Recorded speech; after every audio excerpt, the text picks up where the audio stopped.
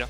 The perception that I've gotten from European players is that Wukong is strong, but is not a strong blind pick.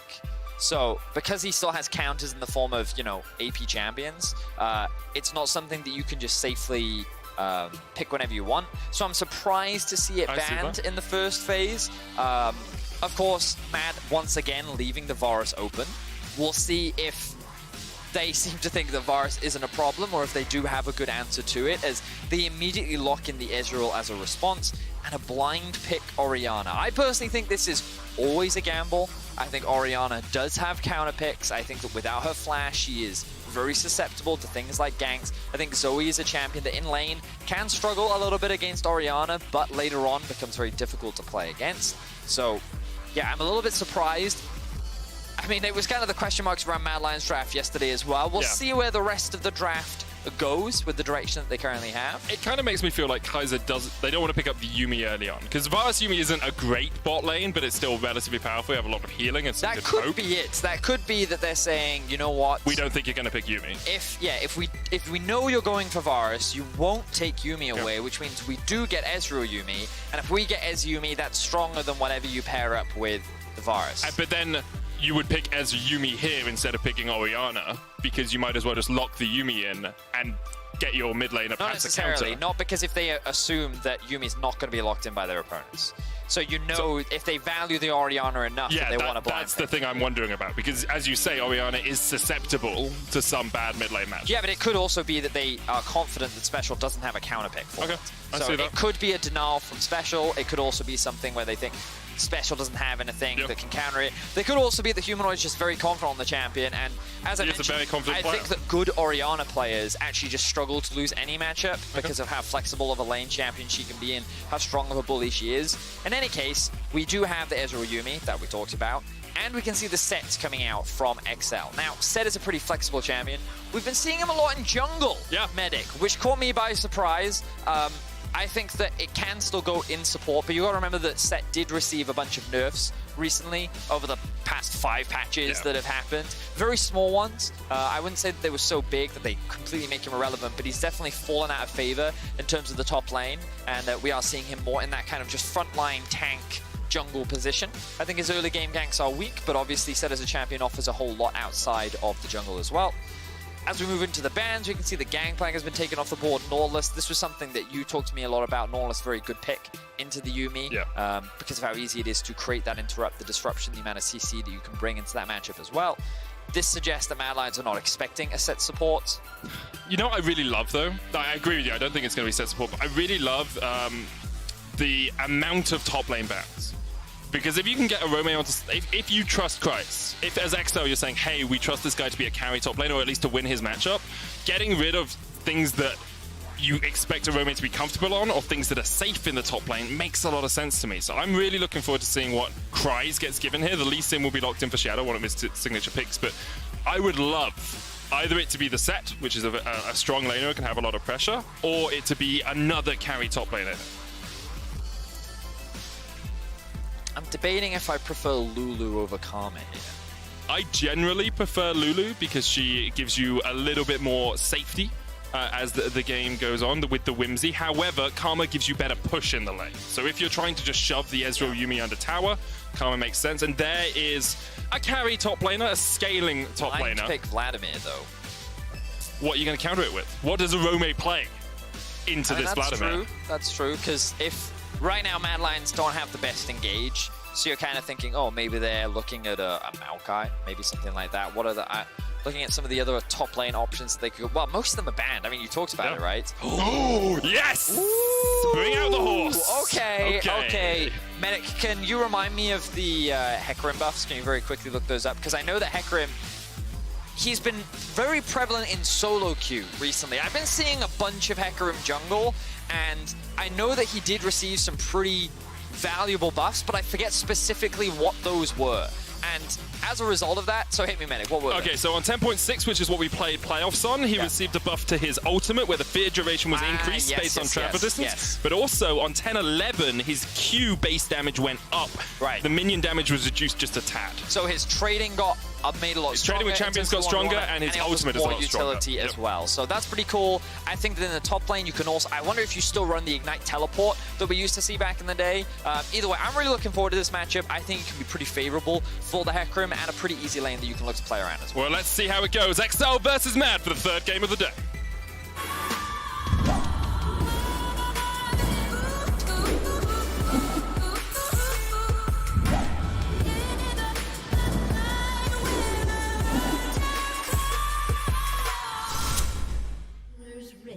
Welcome to Summoner's Rift and XL. They're up in the top lane. Here we go. It is Ignite Teleport on the Hecarim. They know he hasn't got Flash. They're going to try and do the sneaky beaky and get into this bush. Now, it's not warded. They use the mantra Q in a flame, that's what it's called, into the bush to see if they can spot him out. But Orome very safely walked back into his jungle and held a more defensive line with Shadow nearby. So nothing happens level 1. And we'll see if something happens later on. So, which it will. Let's talk about Hecarim. Okay. Because we haven't seen him top lane in Europe for a while. I'm sure stats can let us know the last time we saw him. But what's interesting about Hecarim is, as a champion, for those that have not seen him in lane before, he is speedy, right? He runs real fast. He gains more attack damage, the more attack speed that he does have as well.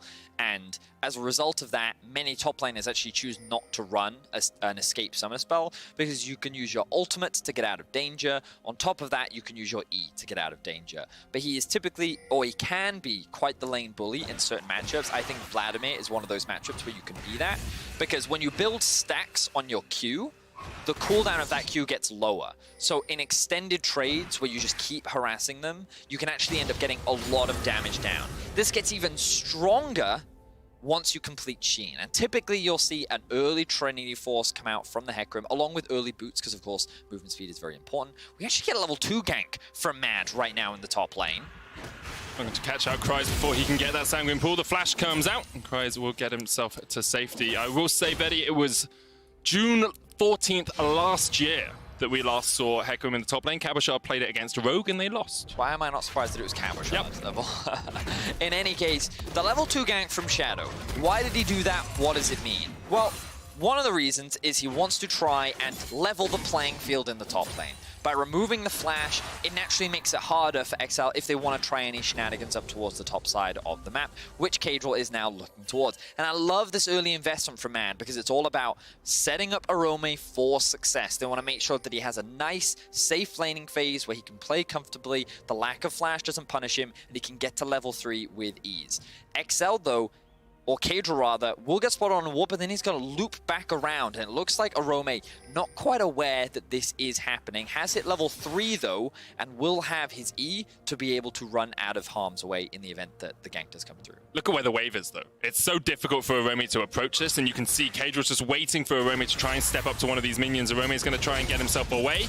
Stampedes, gets face breakered, and the Haymaker will be available as well. Caedrel actually looking to get some extra damage out by taking some, but won't be able to get Orome's life. So, that is exactly what we were talking about. Yes, Orome did end up taking a lot of damage because Caedrel committed to the play, but he is, and of course, because the wave state is not optimal for him, but you can see how the Hecarim was able to disengage from that situation and how the vision investment from Mad was all about trying to make sure that Orome could be as safe as possible. He will now be forced to burn his teleport, and with Shadow in the bot side of the map, which XL do know, a ping did just drop on top of him. Because of that ward you can see just above him, XL could look for a repeat gank towards the top side of the map. So I'm keeping my eyes on Caedrel right now. What direction is he going to go?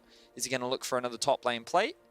Or is he going to go back to base? Right now, he has his eyes set on the top lane. I think that's where they're going, Medic. There's a control ward there, though. And it's you can see immediately Kryze pinged it out. It's like, hey, he bought a control ward on the back. He's placed it here. Caedrel decides he now wants to go farm himself up. Can't, of course, spend all of his time on the top side of the map because otherwise he won't be able to get that CS that he desperately needs. Shadow is going to realize his Razor Picks have been taken away, but he still has some Krugs, so he will be fine just farming this up for the moment. So, why is this all important? Why do I keep talking about Hecarim? What does it mean in the context of Mad Lions? Well, last split, and what Medic has been talking a lot about since we came back to the LEC, is that Mad is a bit one-dimensional in how they approach the game. It was a lot of Shadow on an aggressive jungler. Usually he tries to play through mid. They then bring their pressure to bot, or they just basically play through bot lane. But top lane was left on an island. Orome was very weak side focused. His responsibilities were not to carry the game. It was just to fill the role of what the team needed. And coming into this split, we wanted to see if they could play through Orome more. And they talked to us about saying that they want to try and enable playing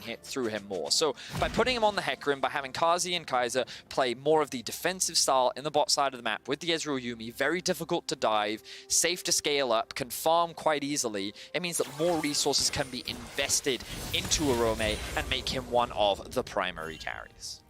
It was a little interesting bit of play here because Shadow went in towards the blue buff side of XL, checked all of the camps, used the Scryer's Bloom, noticed there's nothing there, and I was thinking, oh, you know, this isn't bad, he hasn't got any jungling out, he didn't get any camps for the time he invested. But what it does do is gives Orome just that little bit more security, knowing if Caedrel's going to come over to the top side, there's no camps for him to farm. So he's more likely to be on the bottom side of the map as they look for this dive. Carzzy going to flash away as he was going to get caught up in the chains, and there's a wave stacking up here, Vedius. Yes, there is. Specials roaming down as well. Hecarim doesn't have teleport, Kryze does, but this wave isn't a huge one. Just the cannon. Minions are on their way, almost there. Shadow here as well, and Caedrel's just going to get sped up as they walk away. These two minions took a long time. Yeah, two custom minions were having a little bit of a dawdle. The wave setup there was not optimal for XL. You could clearly see what they wanted to do. Carzzy had just been chunked out. He lost his flash as well. And I like the idea, but unfortunately, they were not able to get any kills or really force Carzzy away from the town. Now, the bright side is they will still secure themselves a Drake, so still overall win for XL, but execution not quite what they wanted. I think XL will take this, though. They have been a little bit more proactive than they were yesterday against Rogue. I know saw a lot of people saying that they needed to do more in the early game. So, in terms of what we can expect now, look at where the camps are for Shadow. Yep. He's up towards the top side of the map. I kind of want to, can we quickly pan over to the top lane, observers? I want to see what the top lane wave looks like. Okay.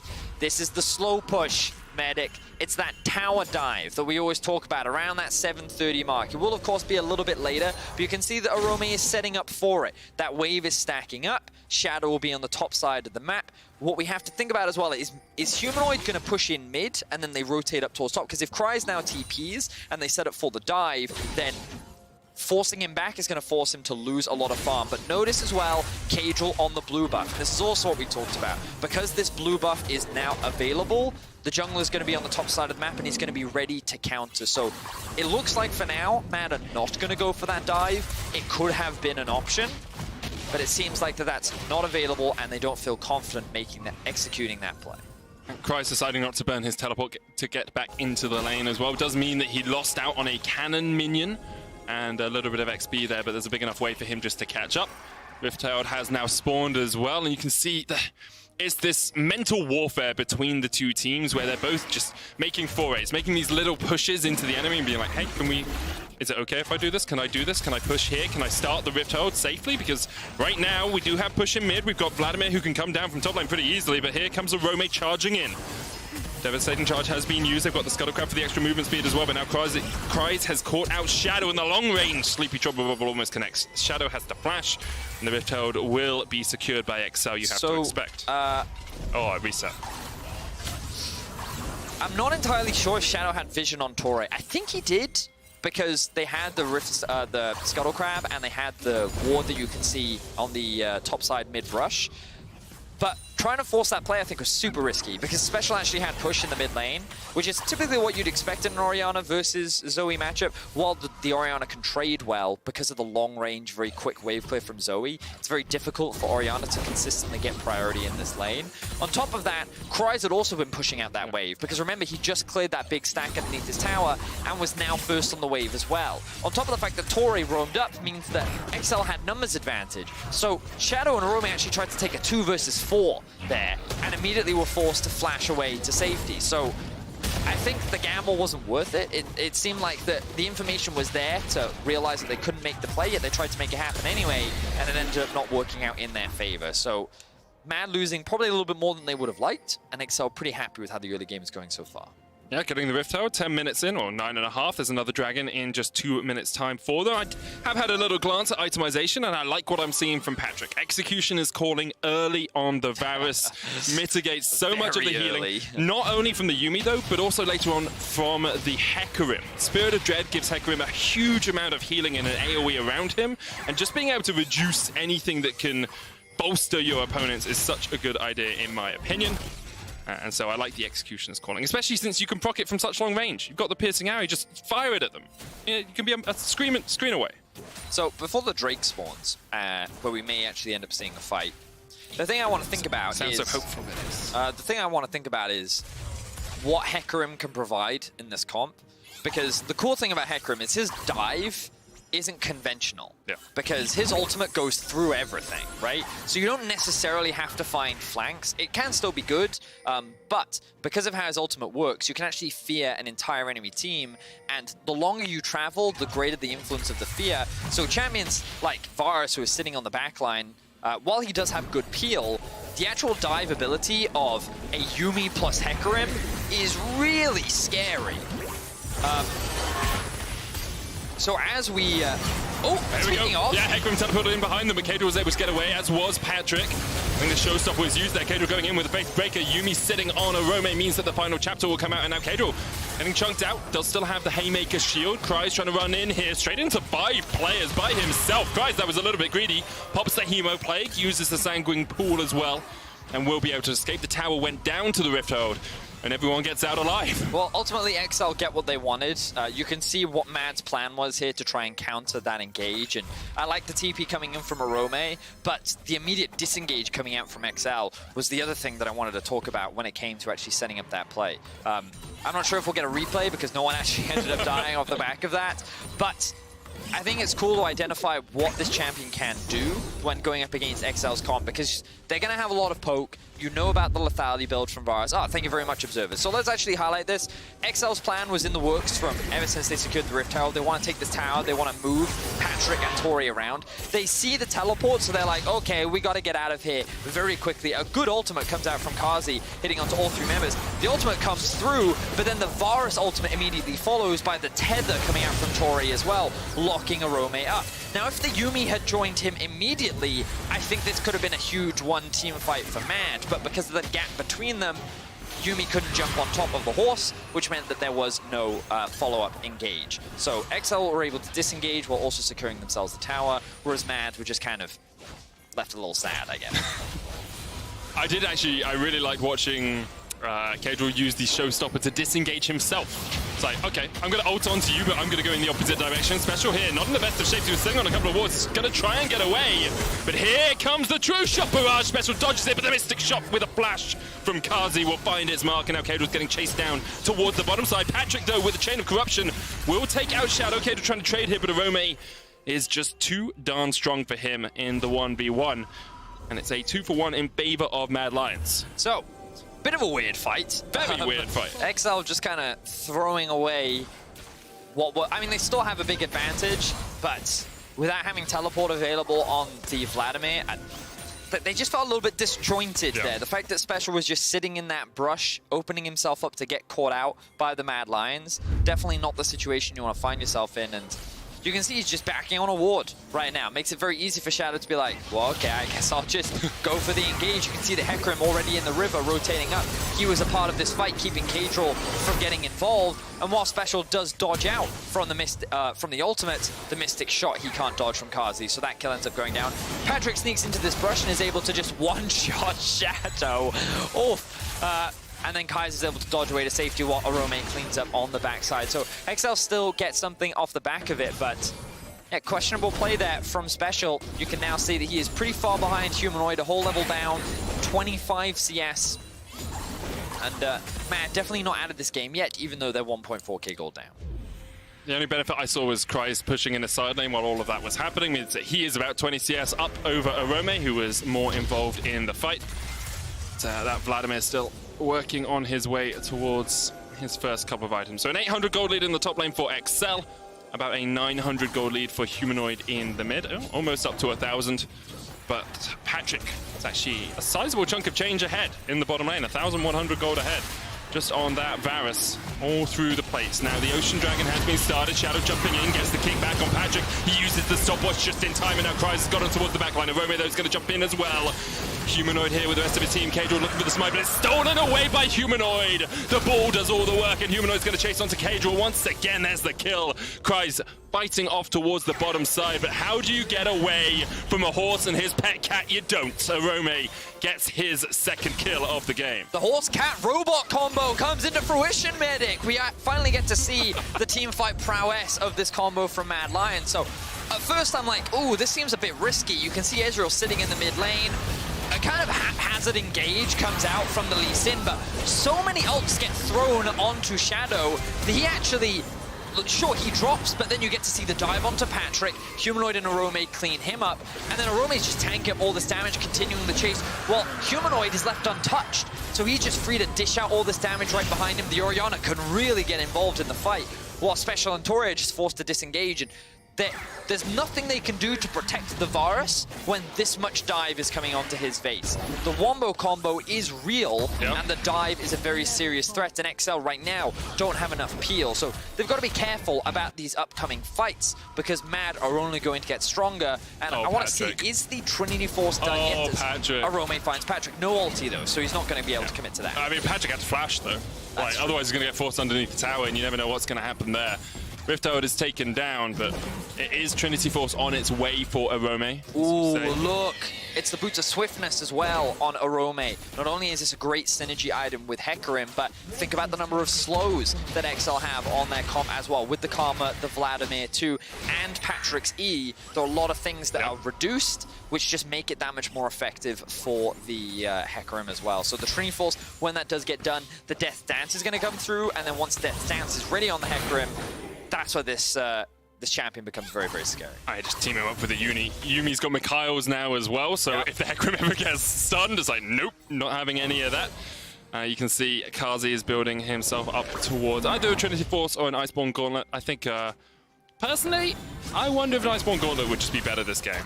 Like, let the Yuumi sit on Orome instead, and you just, like, you're peeling, shielding, getting a little bit more tanky in case you ever get jumped on. But Trinity Force is actually what it's going to be. He's got a longsword in his inventory. Rift Herald is put down in the mid lane as TP comes in. Shadow looking for the kick. The final chapter coming out, but Torre's going to cleanse it away. Showstopper used by Caedrel, but he's in the midst of 5. And Mad Lions have really come alive in this game. Gold pretty much even now, as Mad have just managed to find pick after pick after pick. So it's cool that Mad are utilizing the Rift Herald to actually force fights, because every time XL is setting up for an objective, that's when Mad is actually going for these TP flanks. The problem is that they're still losing these objectives. They're not actually protecting them. So XL, the reason why they're still ahead in gold is they're actually 3 towers up. They're actually holding their own, and ooh, good ulti from Humanoid. Yeah, Special tries to flash away from the shockwave, but Shadow is having none of it. 7-2 now. This Yuumi Lee Sin combo is pretty devastating. Yuumi times X combo, I feel, is generally pretty strong. We do need a name for it. It's the Blind Cat, the Lee Sin Yuumi combo. I don't think we need a name for everything. The Cat Monk? No. Cat Monk. No. No. Cat Monk? No. Oh. Why don't we just stick to horse-cat-robot combo? So anyway. Horse-cat-robot combo is there, but that doesn't include Lee Sin, which is the issue. Yeah, that's fine. Not everyone gets a combo, Medic. Not everyone gets to be Medi-Medi, right? Some people are just quick shot and ender, you know? Quender.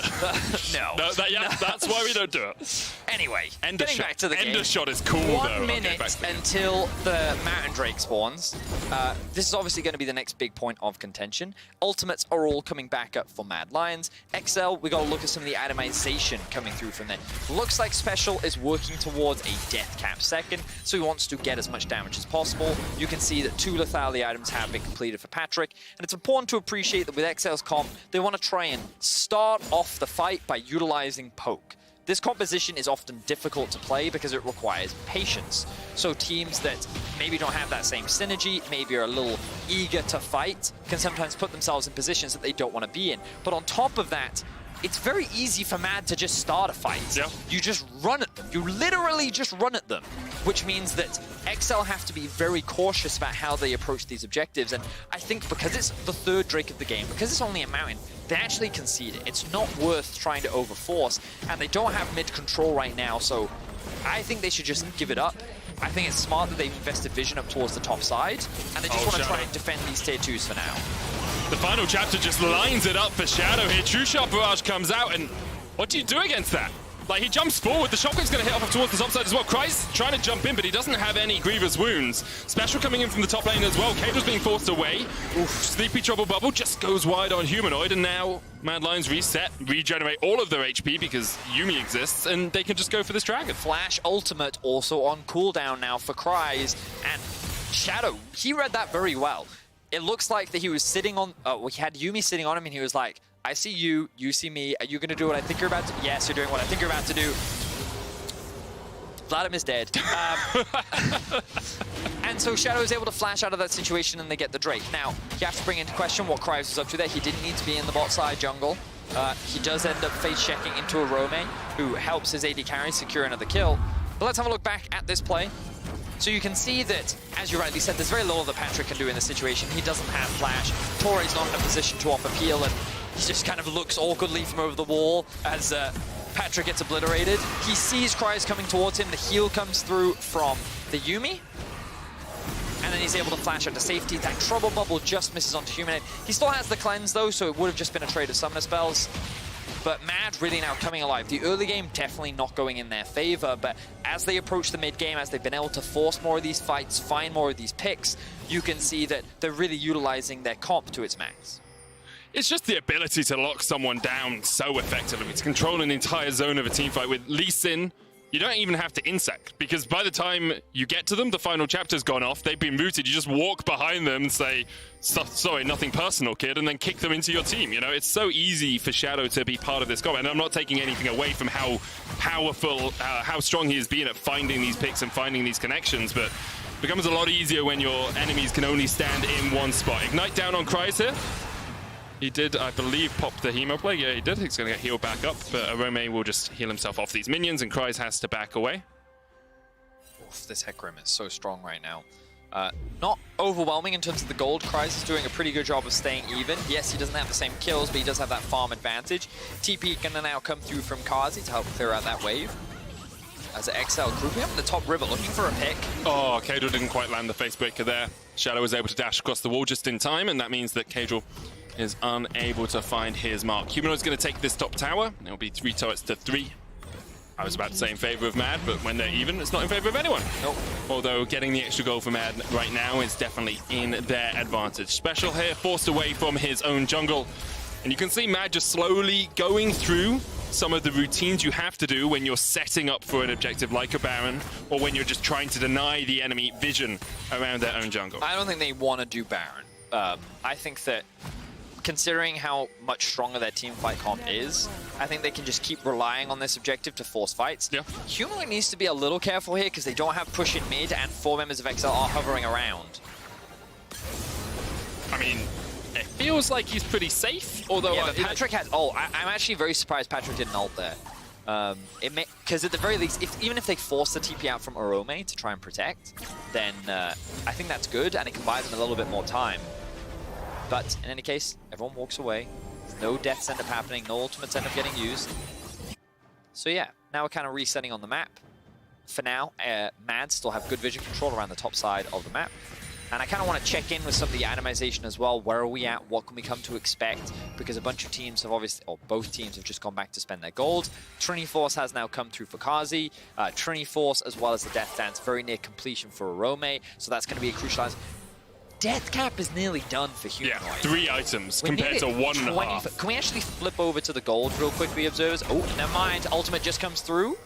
Carzzy gets Makaros, healed up. Humanoid trying to get a flank position off here, but there's the final chapter, and Torre has to cleanse himself out of it. The sleep's going to go down, and the showstopper will help them get Shadow, but here comes the shockwave. Kryze is now teleported into 4 players from Mad. You can see Patrik really can't do too much about it because Kryze is already so low. He gets hit with the Mystic Shot, and Mad are just healing up through all of this damage. It's now a 2v4. Special tries to do what he can, but only just gets out alive and doesn't survive for much longer.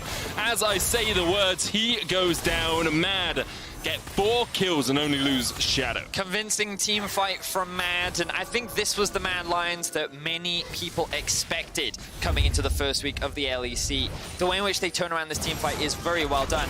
Patrik throws the ultimate out, looking for a pick onto Carzzy, gets the Mikhails to disengage from that one, and while they are able to burst out Shadow, that's just pretty much been the story of the team fights for XL. Killing Shadow, and then Humanoid turning things around to clean it up. So much damage coming out from the Orianna with a really good shockwave. Kryze ultimate's far too late and ends up getting picked off from Carzzy as well. Orome needs to do very little in this fight, doesn't even use his ultimate, as Humanoid and Carzzy are just tearing through the XL liner. It's the Mad Lions that we saw in playoffs last split, right? We were wondering if they would come back with the same force, whether they'd improve, and I think they've shown us some strength through the top lane in this game. You know, Orome being 2-0-4 on the Hecarim, not just reverting to tanks, not just reverting to weak side of the map, but I'm very impressed with them so far in this game. Of course, it's only against XL, who have really struggled, and the Cat gets the first kill of the game. Showstopper used here in the mid lane, but Humanoid is so tanky with his Seraphs, with his Banshees. Eventually he falls. Not without taking a lot of health off the XL players beforehand. Ends up being a 1-for-1 overall. Both mid laners go down. All of their summoners have been used. Mad will look to trade it for a tier 2 tower in the top lane. And notice what Shadow is doing right now. He's just hovering around the Drake. He's stalling, buying time because he doesn't want to allow XL to secure this mountain. Instead, they're going to look to reset, catch this wave in the top side. Mid will still be pushed in by Orome. And that means that Mad will be able to secure their 3rd Drake of the game. First death for Humanoid, obviously going to be frustrating from his perspective, but overall, worth it for Mad Lions. Oh, definitely. I think Humanoid's sitting at about 13,000 gold right now to only 9,000 on Special, so he has a slight lead in that lane. And okay, so Special knows Carzzy's there. He hits the sleep. He's like, okay, I can do this. But he actually hits Orome, who's been waiting. Exactly that, Medic. He gets baited there because he thinks that it's only a 2 versus 1. Turns out it's a 3 versus 1. Mad now pushing into the bot side of the map. Orianna is not with them, so Mad have to respect that. But at the same vein, Zoe is securing blue buff for herself. And XL, ever since that early game, I think things started to change when they tried to make that bot lane tower dive happen with the Rift Herald, and then Mad answered with a team fight. Ever since then, Mad have been very proactive in their willingness to go for these engages, saying, we feel confident enough, we feel strong enough, we think you don't have enough peel to keep your Varus alive. And as we're seeing from these fights, maybe Patrik does survive until the very end, but the rest of his team is nowhere to be seen. Let's see if XL can find a way back into it, because currently it's looking like Mad will even out their win-loss at 1-1 after losing to G2 yesterday, and XL will have a long road to climb. I did have a look over previous stats, and you know how we talk about, you know, the first week is really important, getting a few wins under your belt is really important. I couldn't find a team that had gone 0-3 that had then made it to Worlds. Couldn't find one. Hasn't Fnatic done that? Oh, Fnatic have, yeah. So I don't know how I couldn't, obviously I just looked really badly. Maybe it was 0-4, I don't know. Anyway. Even then, Fnatic also did that. Oh, they did? What is going on with my brain? Okay, this is why I didn't want to use the stat, and I was like, oh, I'll just use it offhandedly and give myself some space. You have to stat check with the stats team, whose job is to manage the stats. I felt that was a really unfair thing to ask them to do. Like, can you look at what our win-loss record was at the end of week 2? Oh, Medic.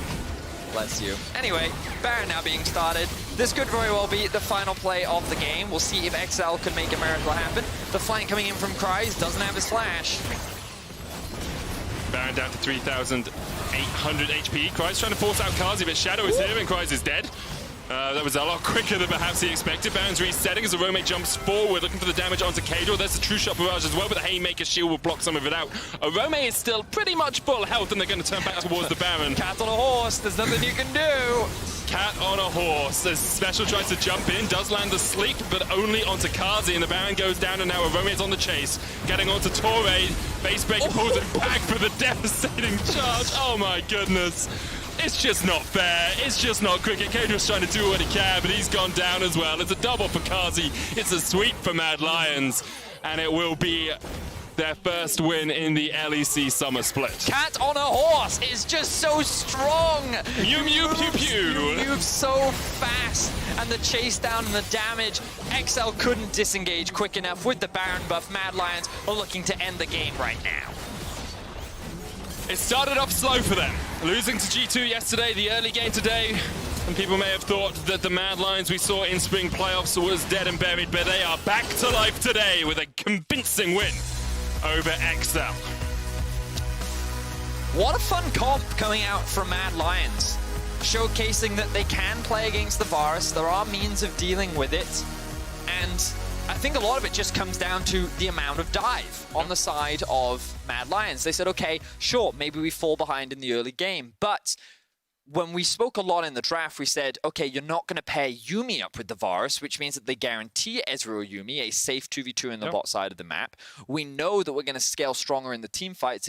That also explains why they prioritize the Ori. So, like, in hindsight, you can see how it all comes together, right? So, props to Mad Lions, clearly finding ways of bending the rules of the meta and saying, hey, if people are going to prioritize Varus, let's find ways of punishing people for prioritizing Varus. And if they can continue to enable Orome, put him on these carry champions, and showcase more ways of carrying the game, I think that it's just further adds to the evolution of Mad Lions and hopefully makes them a stronger team as the split progresses. It's what we wanted to see throughout the split. More evolution, more adaptability from the team. You guys can get involved with our Kia Player of the Game vote at home, by the way, at LEC on Twitter. Orome, Humanoid, and Kaiser are your options. Now, I want to share one funny little anecdote before we wrap up for the day. Tell me. Whenever you sway forward, because I can see a reflection, it's like your head's on my body. It's really funny. It's really cute. All right, fair enough. When we return, we'll learn more about Vitality's rookies as they prepare to face off against Fnatic.